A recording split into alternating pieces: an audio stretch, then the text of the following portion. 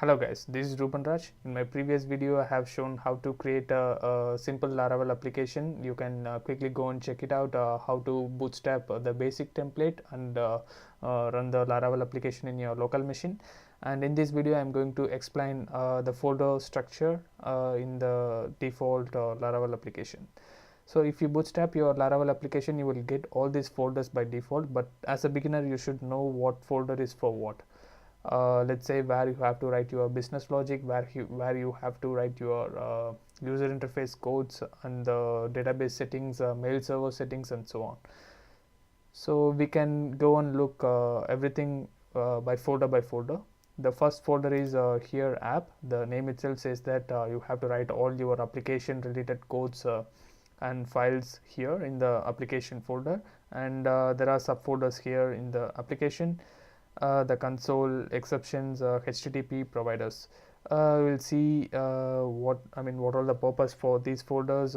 So in the console there is a default file called kernel.php. You can write your schedule commands and codes here. Let's say for example every day you want to send some mail to someone automatically, you can schedule those stuff here in the kernel and you can just trigger those commands, so it will automatically do the process. And typically you are scheduling something and the code is going here. And the exceptions, you can write your own custom exceptions here and you can handle those exceptions. And if you want to override some previous default exceptions, you can write everything here. And HTTP folder have important things here, the controllers and middleware. So in the controllers, controller is nothing but it's going to act as a middleware between the client and your code. It's going to process your request, process the user's request typically, and you can write the logic for which kind of request, what you want to do, what data you have to serve to the user. So you can write all the things in the controllers file. And in the middleware, it's a kind of you can think of middleware between the request and the server. So first the request have to pass all these middlewares. It's a kind of security check. You can imagine this as security checks for the request. It will check the things here which you are provided here, like verify CSRF token, whether it's a valid request, whether it's coming from the logged in user or logged out user. So the request have to pass all the middleware and then it can go to the controller.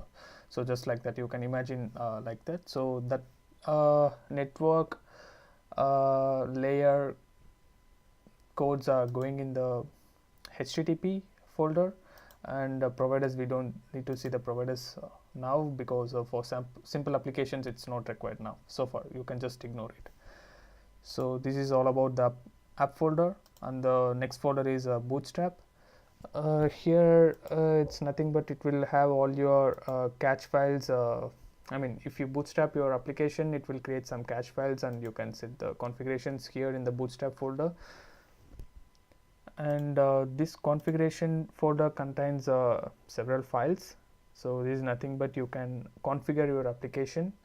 For example, if you want to configure the database for your application, you can go to the database file, and there is a default and some templates are there for popular databases like SQLite, MySQL, PGSQL. So you can configure your database settings here. For example, if you have MySQL database, you can give your MySQL credentials and everything here to configure MySQL database to this application, let's say.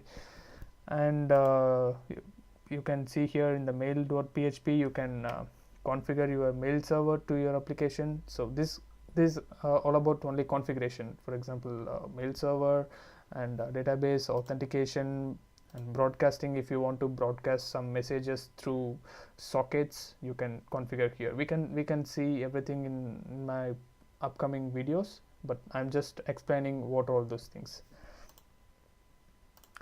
And here in the database folder you have factories, migrations and seeds. Now we will see migrations and seeds. Now in the migrations you will write all your migration files.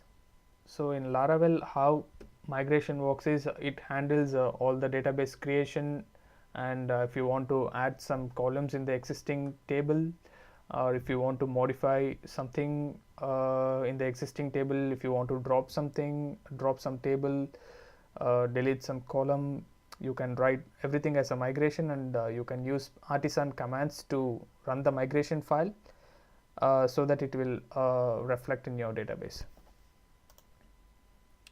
And seeds is nothing but you can write your logic to populate some random dummy data in your database. It's for testing purpose. For example, while you are developing a website or something, you want some data in your database, so you can write your logic to randomly populate some data in your database, so in the seed. And artisan provides default commands to run the seeders to populate the commands populate the data in the database. We can see it later. And this is node modules, which was generated by the npm when we bootstrap this whole application. So you will not do anything here, it's just it downloads all the required dependencies here, so it's nothing, I mean it's not required. And in the public folder you have all the compiled version of your CSS, JavaScript and the other stuffs. You will not write anything in the public folder. And in the resources you will have all your user interface code and files. Like here in the assets you can have all the CSS files and the JavaScript files which is required for your application. And the languages, if you want to use multiple languages, you can provide it here. And in the views, so views are, in the views folder you have to write all your HTML files. So typically here you have all your user interface files. So let's say here you have this view, the Laravel application is running here, so you can see awesome Laravel. And you can see it here, awesome Laravel. So all the HTML files which is related to user interface, it goes here in the views folder. So this is all about resources. And in the routes, for beginners you should concentrate only on the web.php. So in the web.php you will define the routes. For example, if user types something here, let's say I want to test dot index dot php, so not php, index dot html. If user hits this URL, what kind of page you want to serve to the user back, so that kind of information goes here. For example, for this specific thing, it will be look like this test.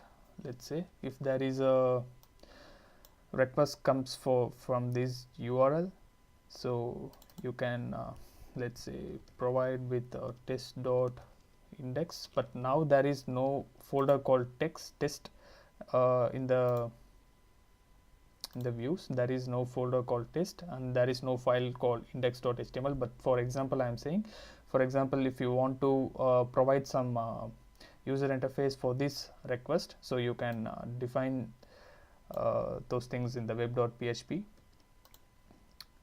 And we can move on to the other folder. So in the storage is the place where the application will store all its files. For example, if an application want to store something in the background, let's say I can give you an example. For example, user is going to upload some data or documents, and you want to store those documents and pictures somewhere. So you can use this path, this public path, to store those user uploaded files. And this framework folder have the data which the Laravel framework generated data, so it goes here. you will not use this framework. I guess you will use this app folder probably, and in the logs folder the Laravel logs will be stored here, so you can go and use this for debugging purpose. So that's all about storage. And if you want to write some test cases for your application, you can write the test cases in the test folder. And vendor, it's not required. I mean the composer will download and stores all its dependencies in the vendor folder. And the other files are, I think we have seen these files in the previous video. It's basic things for the application. So that's all about the folder structure for Laravel applications. Laravel application. And as a summary, I can say for beginner, or if someone want to create a simple application, you will work mostly on the here controllers folder, and as well as middleware you will write a lot of security checks for the request here. So you will use mostly controllers folder and middleware folder, and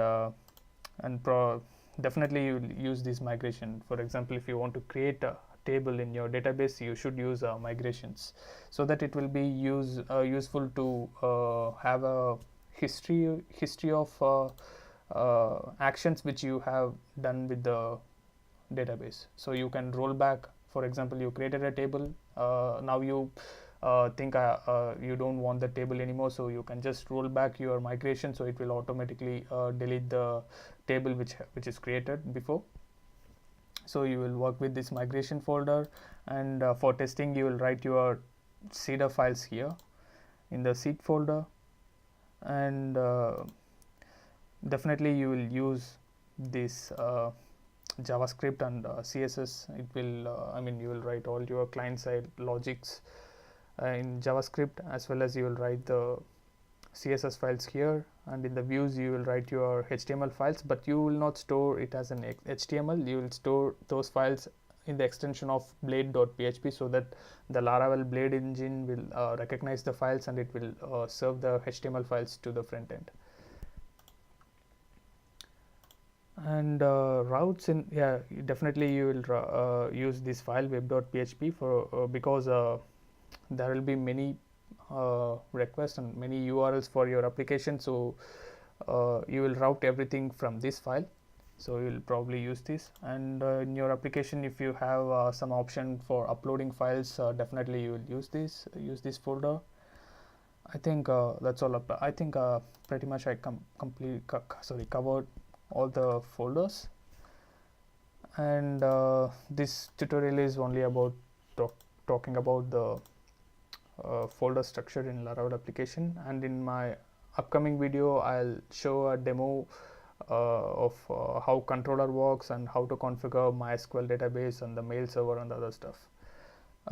Thank you guys. This is all for this video, and if you have any questions or something if you want to say, you can just type those things in the comment section. And if you like this video, please give a thumbs up, and you can subscribe to my channel. I'll post more Laravel videos in this series. Yes, thank you guys. Bye bye.